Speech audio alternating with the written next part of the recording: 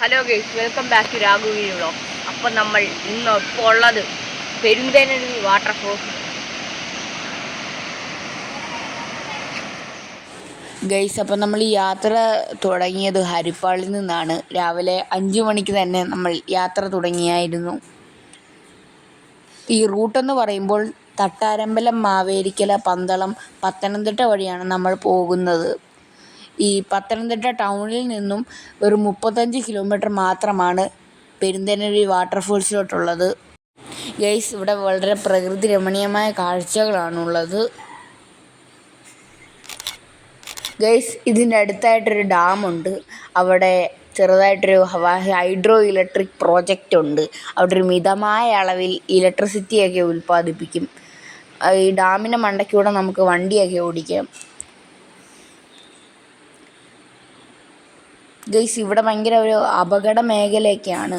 ഒരു 99 പേരെങ്ങാണ്ട് മരിച്ചിട്ടുണ്ട്. ഇവിടെ കുറേ ബോർഡൊക്കെ വെച്ചിട്ടുണ്ട്.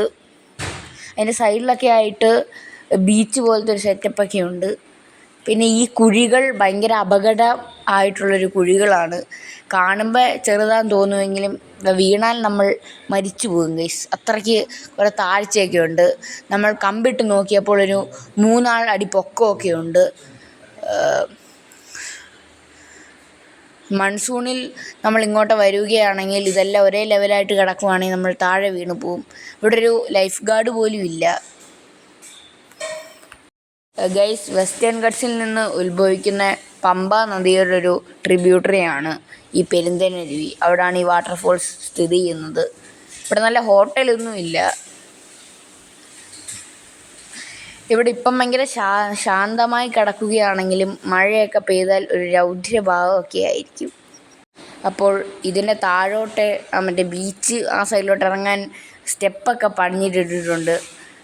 അവിടെ നല്ലൊരു കാഴ്ചകളൊക്കെയാണ്. അപ്പോൾ ഇത് വന്ന് നമ്മൾ സമ്മർ സീസണിലാണ്. ഒരു മൺസൂണൊക്കെ ആകുമ്പോൾ നമ്മൾ പിന്നെയും വരുന്നതായിരിക്കും. അപ്പോഴും ഞാൻ വീഡിയോ ഇടാം.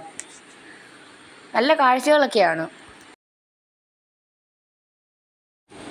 ഇവിടെ കുറേ പേര് ചൂണ്ടയൊക്കെ ഇടുന്നുണ്ടായിരുന്നു. പക്ഷെ മീനെയൊന്നും കിട്ടിയില്ല. ഇവിടെ കൈവരികളും ഒന്നുമില്ല നമുക്ക് സേഫായിട്ടിരിക്കാൻ.